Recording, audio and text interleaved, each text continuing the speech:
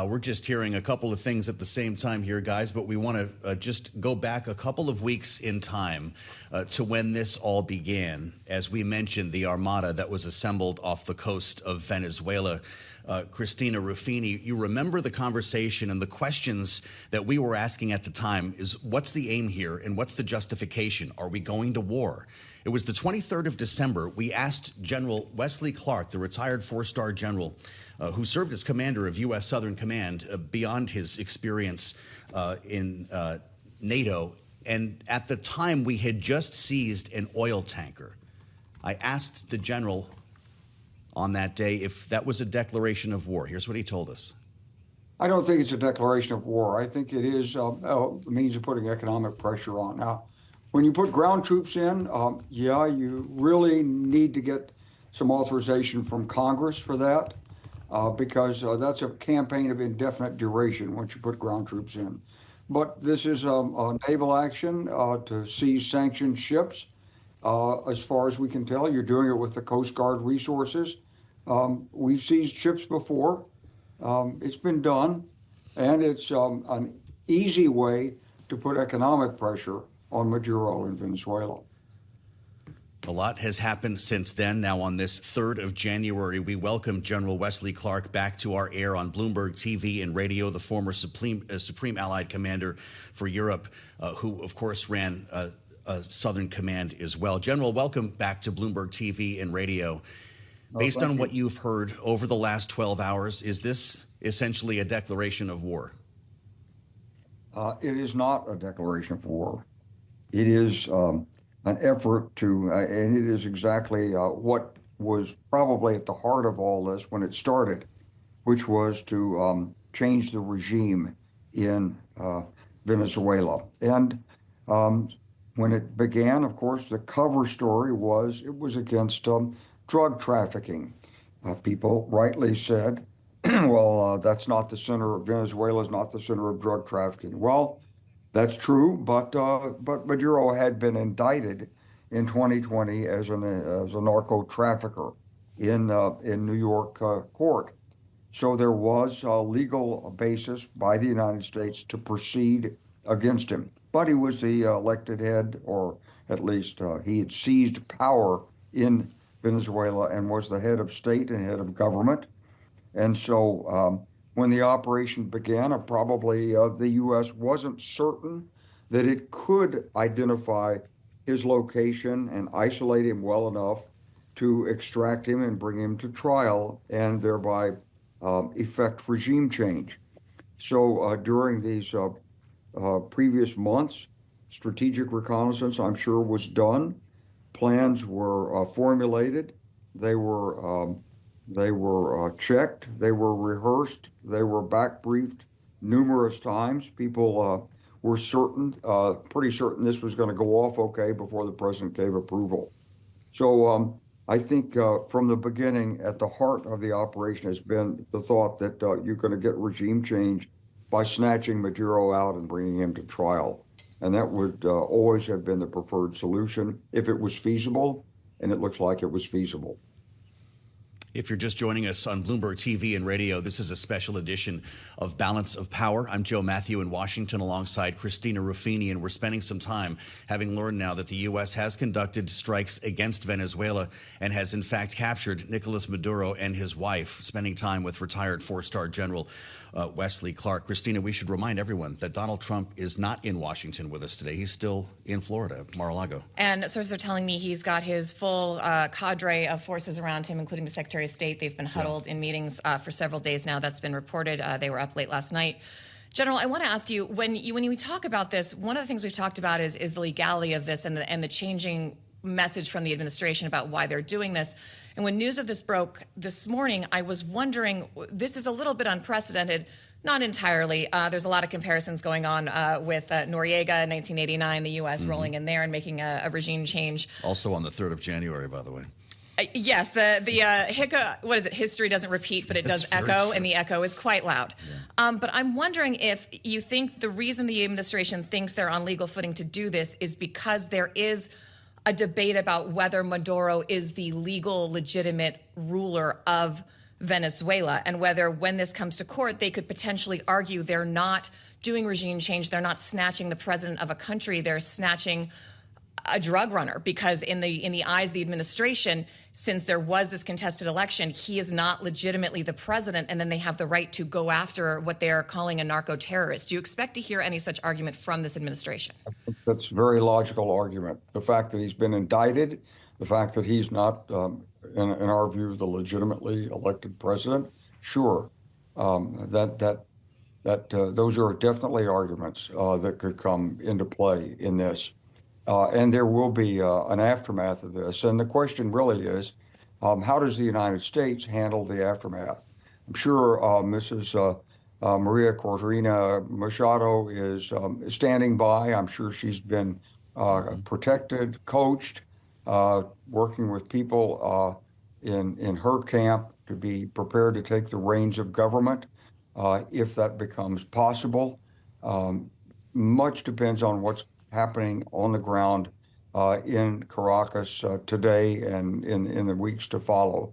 If the regime stays in place there, if it gets continued support from Russia and China, and the only thing that's happened is Maduro has been pulled out, then we'll have executed a brilliant military operation, presumably, but without strategic impact too much.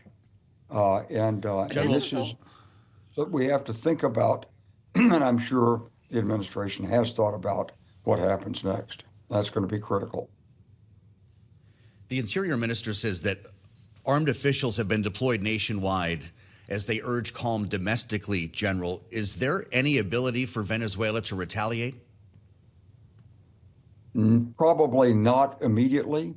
The strikes that would have gone in, that would have accompanied the extraction, would have gone after early warning radars and probably any immediate reaction forces that could have retaliated against the United States or interfered with the extraction of Maduro.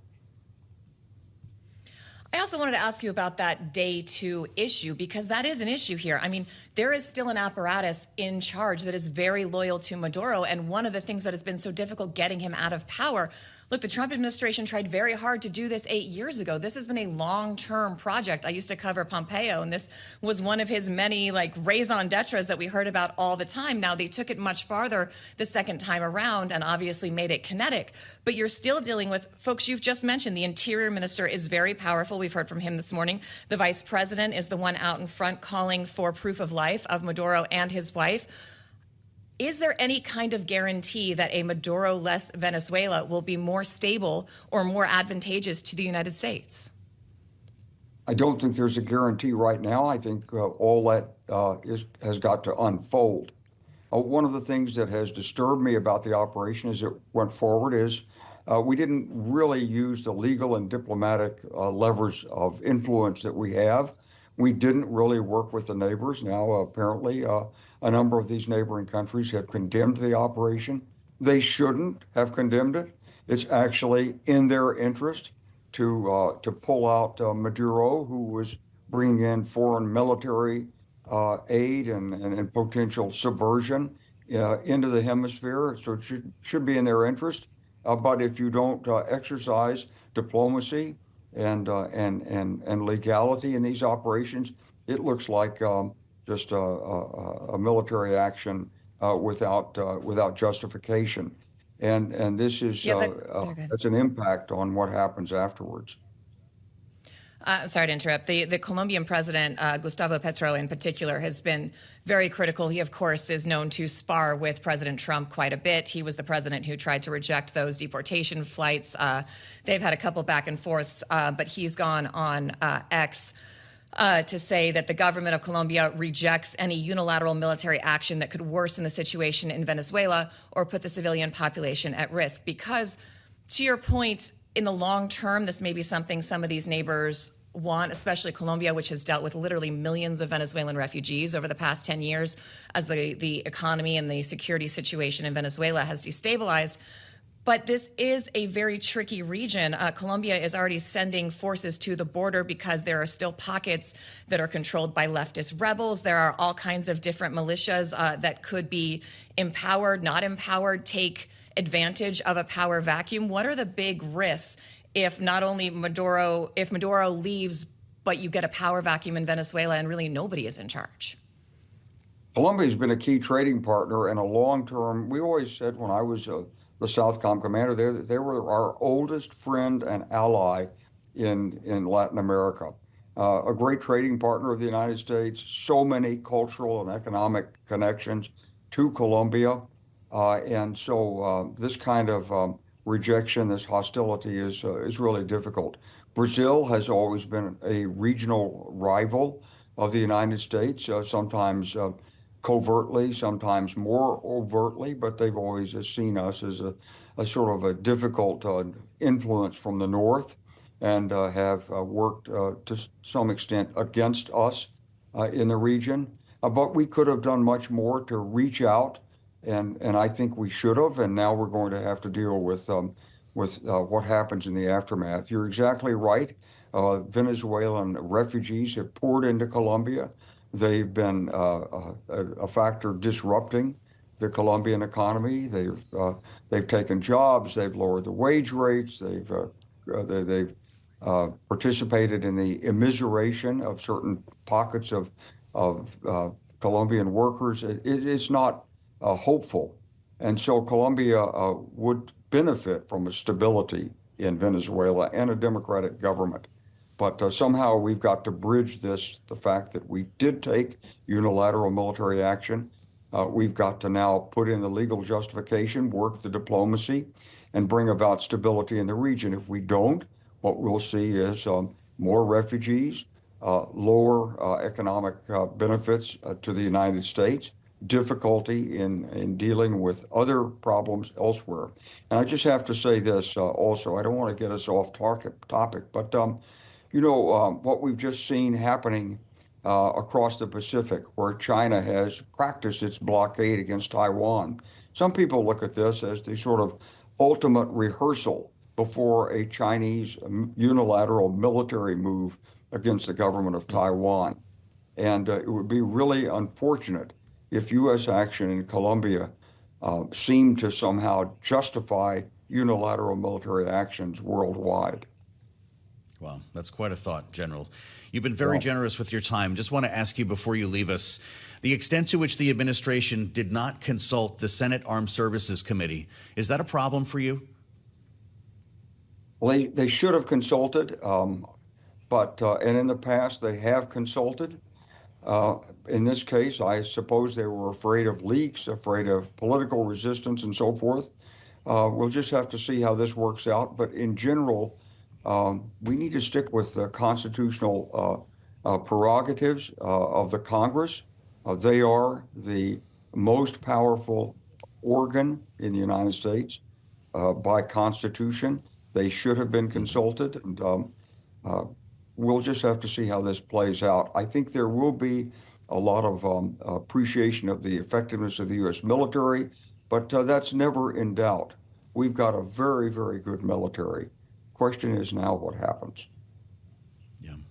He's the first voice we wanted to hear from today. General, thank you so much for your time. Wesley Clark, back with us live on Bloomberg TV and radio.